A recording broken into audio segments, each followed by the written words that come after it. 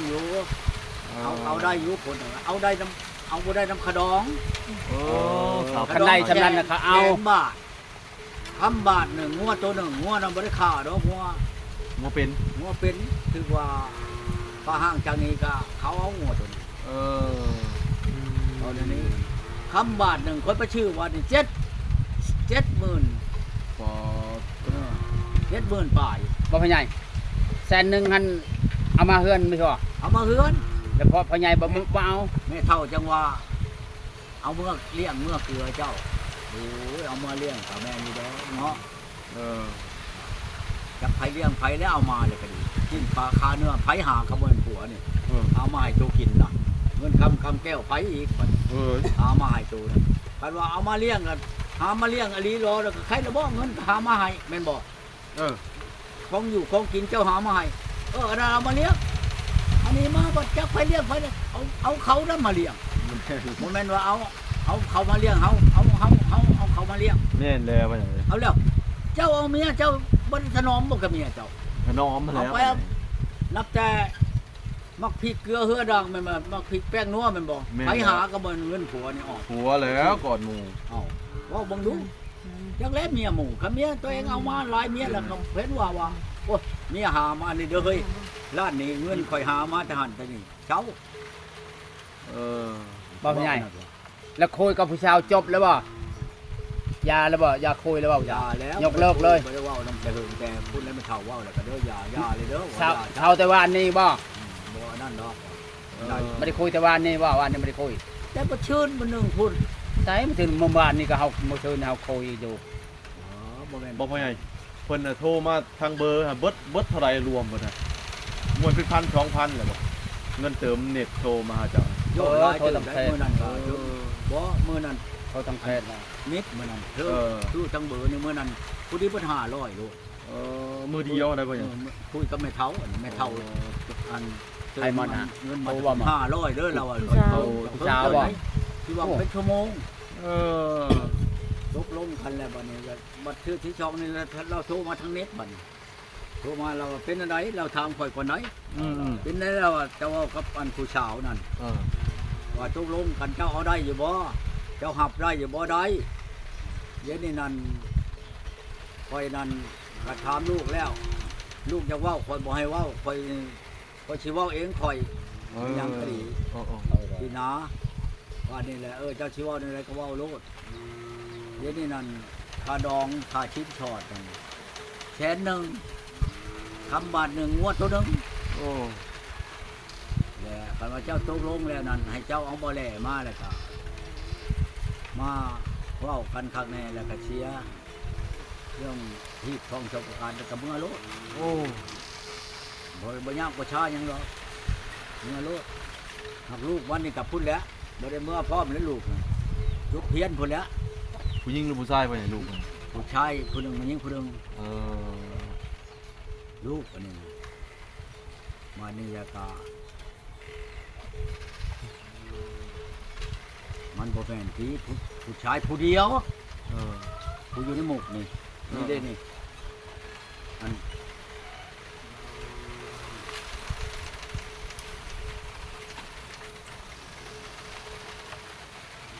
ไม่ใช่อันนั่นเพิ่น เฟซมันบ่พ่อใหญ่ อันลูกของเรานี่พูดลูกทิศกับคนใส่ดูนี่ แล้ว ติด แล้วทาง ตัดง่าย ทางแม่ ติด เขาก็ ง่ายบ่ ทางแม่ก็ว่าอย่าเลยบ่พ่อใหญ่ว่านี่นะ ก็อยาเลยคัน อ่า คอยคิดต่อก็คือสิบ่ได้ดอกต่อก็สิบ่อันนั้น บ่ต่อคาดองเลยเขาว่าชนกยาเลย อืม บ่ได้ต่อรถต่อลงเลย บ่ บ่พ่อใหญ่บ่ย่านเป็นคือเก่าว่าสมมุติเอามานะสมุดเคลียร์หลายสมุดมานะพ่อใหญ่บ่ย่านเขาไปปะ ไป เนาะ ผู้นี้น่ะไปแท้ เออ นี่ดิเพิ่นนี่ง่ายจัง ไปสิบ่เสียเงินดีดอกว่าจะพ่อใหญ่ ฮะฮัลโหล สาวเด้ อ้าว เฮ็ดหยังแล้วว่าไหนโทรมาฉัง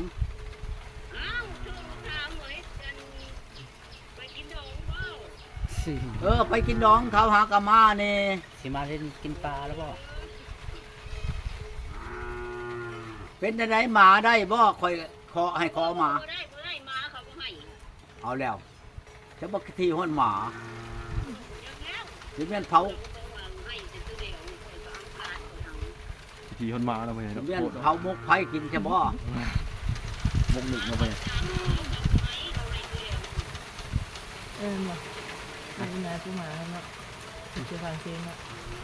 นั่นแหละหาเขาหาคอบนใหม่ให้ในเด้อ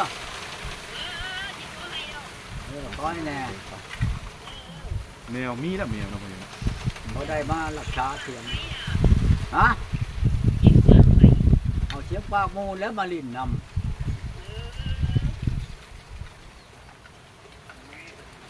ชาวใช้ผู้ใหญ่ ำบอกไปนอน ผู้ชาวทำพระบ่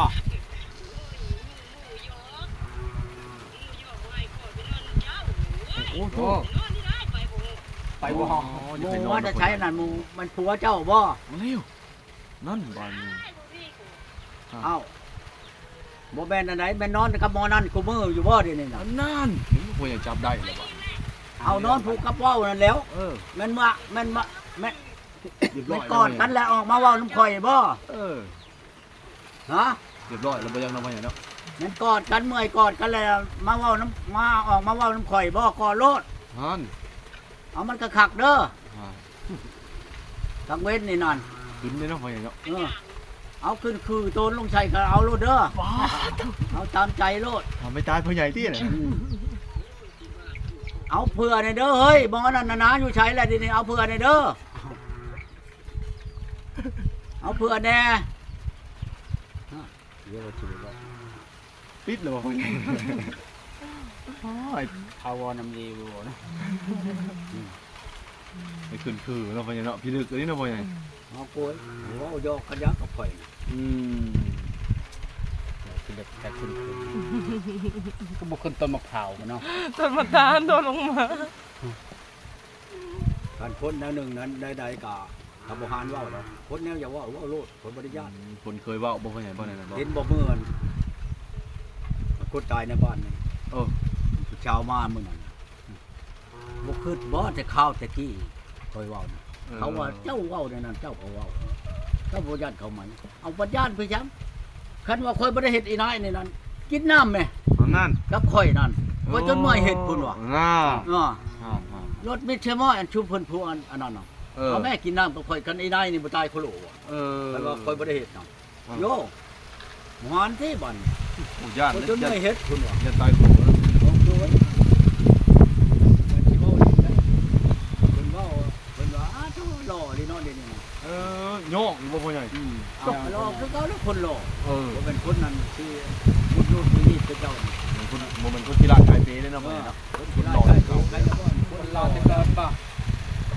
คนรอจะเกิดบ่มันยังไงทองนะ รอผู้สาวมักโอเคเอาบ่ คือการแล้วนี่เว้าไปแม่ไปนอนนำ เสียงผู้ชายบ่อยู่นะเพิ่นเมื่อกี้เนี่ย คันมันบ่เคยคันมันบ่เว้าปานนี้ดอกมันแปลว่ามันกีดกันไว้นะ เออแบบว่าอยากว่าใส่ กา กัน รบ้าน พ่อ มัน ใหญ่ เองมันเบิ่งดูไว้ อ้าวต้องนั่น Mình nhỏ โอ้ vâng น้อง ไป ไป เว้า ว่า กับมันบ่ ยันเขาบ่รับเด้อบัดนี้ ช่องมือมันคุบก็เห็นเบอร์นั่น นั่น อันนี้นั่นแม่มึงรู้ เอาเบิ่งเนาะ โกดคุมกบเราพ่อให ใช่ ญ่ บ่ เนาะ รับแน่บัดนี้ ย่านเขาบ่หลับ ยันบ่รับยันหายแล้วเด้ รู้จักแต่มันปิดกันโทรศัพท์เนี่ยนะใช่แล้ว ปิดบ่ให้ ติดบ่เม็ดใช่ไหม มันบ่จะมีสินะ ไม่ติดนะ สัญญาณบ่เฮงเนาะพ่อใหญ่ ยันเขาปิดเครื่องหั่นยันเขาปิดนัดหากันแล้วเขายันก็จะโทรไปหั่นน่ะ มันบัดสุด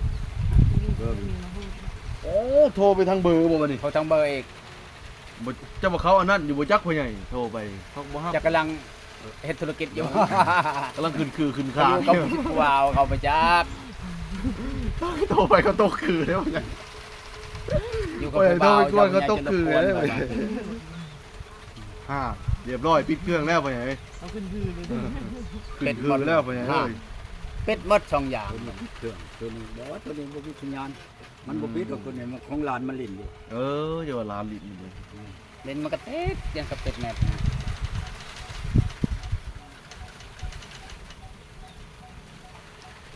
บ่ได้ไปหา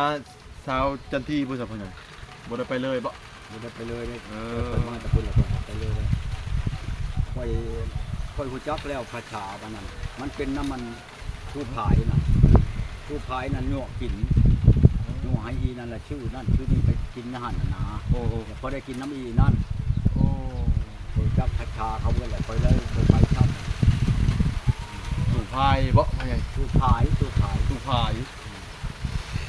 บ่แม่นที่สู้อยู่ โมแม่น ค คน น เต้ ไทยนี่พายนั่น คนละพายเนาะ คนละพาย แล้วนั่นก็เป็นเนาะพ่อใหญ่เนาะดีแล้วพ่อใหญ่บ่ไปก็ได้ดีแล้วเขาเรามาลิ้นพี่ก็ได้บ่พ่อใหญ่ พาย สาวน่ะจันทีน่ะ มันบ่มาข่อยไปเมื่อนั้นว่าเจ้ามาหาข่อยนี่นั่นข่อยสิเมื่อนำเจ้าเว้านะ อืม เว้าไปเว้ามาแล้วข่อยไปฮอดแล้วข่อยให้จูนี่เด้ไปนำนี่ชื่อกับปุ้น เออ ชื่อยังไปพันไปกินอยู่นั่น เออ แล้วไปแล้วก็กินกับปุ้นข้าวปาดยาแล้วไปครับไปเจ้าสิเมื่อเบิ่งเฮือนเบิ่งชานข่อยเป็น เออ บ่แล้วกันเจ้าบ่มาแต่งข่อยบ่สิเมื่อไปชังวะ เออนี่เราก็เว้าแล้วมันนี่เนาะ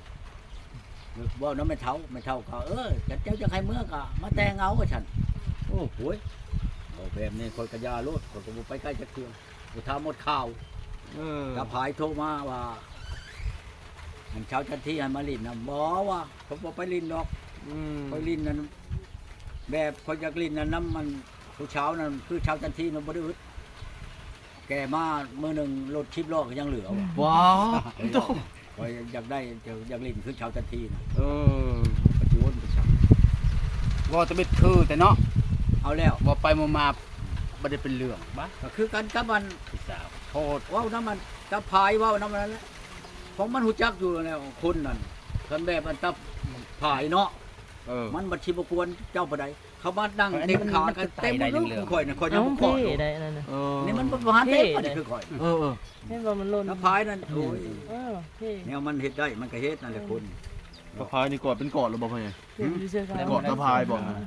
บ่ก่อนแล้วขามันติ่งตะพายนี่ เออ มันจ้องคอจ้องมันดึงแขนบ่เห็นว่าจันมันเขาลงทิศน่ะ เอ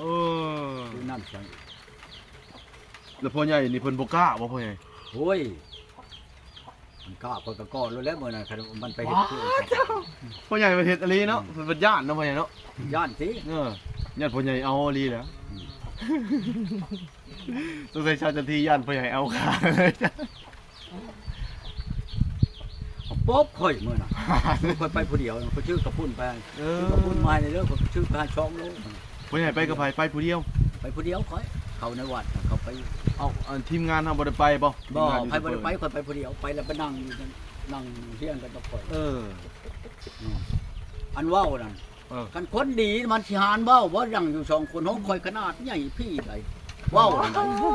อาเบิ่งไปว่าสิงมมึง เออ มันก็โป๊ะไปบัดนี้ เออ วันนี้ข่อยรถปวดท้องข่อยปวดทายบัดนี้ข่อยรถไปทายเบานี่ เออ บ่ได้ไกลดอกสิปานพวกนี้หั่นแหละเนี่ยในพวกบกทางเข้าเฮือนมาเด้ 13เมตรเนาะพ่อใหญ่เนาะ ก็เลี้ยวมาบ่เห็นไปเลยปุ๊บ เอ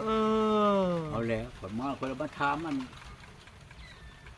คนเฮือนใกล้บ่นั่งอยู่กับมันนั่น เออ ไปใช้ก็ชาวจันทีนั่งอยู่นั่นเอ้ามันก็ย่างเขาพุ่นแล้วย่างเขาไปทางหรือมันเข้าเฮือนมันบ่จักแล้วก็ไปถามในเฮือนนั่นเห็นอ้ายมันว่ารู้น้าบ่าวมันอยู่ในเฮือนนั่นไปถามคักๆนั่นอ้ายมัน เออ อาหารเฮ็ดกินอยู่ผู้เดียวอยู่ลูกทุกข์อยู่ในเฮือนไผน่ะ เออ ถามแม่มันน่ะไปเอาเตยมันน่ะมาเลยใช้ชาวจันทีเข้ามานี่ไปอีกเลยมันว่าอันหมอนง่ายมัน ไปพุ่นแล้วจะเลิกมา เออ ไปใส่บัดนี้ ไปเหี่ยวหนิดหนึงบ่ได้ปบเนาะพ่อใหญ่เนาะ โอ้รถแหละ คนเว้าไปซื่อๆเนาะพ่อใหญ่เนาะ วันนี้ละค่อยมาค่อยถามมันเพื่อนใกล้บ่อนั้นมันนั่งอยู่เจ้าบ่ได้เฮ็ดอะไรเจ้าสิเอาไปให้เมียบ่เอาก็เอาโอ้เราอ่ะ เอ อย่า อ คนนั้นยวง50นี่ได เออ นี่น้อยนี่นะเอ้ามันจักเว้าหยังมันเว้ารู้ได้ โอ้ จักน้อยเห็นบ่เจ้ามาลินมาชุดน่ะ เออ บัดเจ้าเมื่อแล้วมันว่าโอ้ยของเราเนี่ยช้ำบ่นี่เนาะเฮ้ย เอ มันเว้านั่นน่ะ อันอีได้นั้นแล้วเว้า ไปเว้านั่นแล้วอ่ะแน่นั่นก็เว้าแล้วอะ เออ โตจะเฮ็ดหยังอัน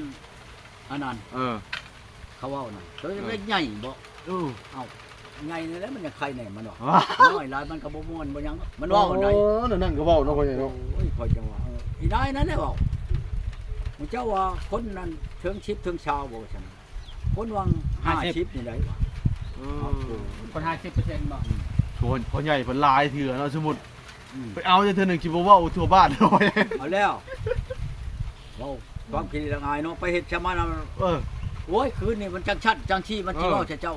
คืนนี้บ่ว่า10 11 12ผมไปเว้าว่ะ แม่นความเราดิเจ็บไปเถื่อหรือเปล่าแม่นบ่เจ้าก็บ่ได้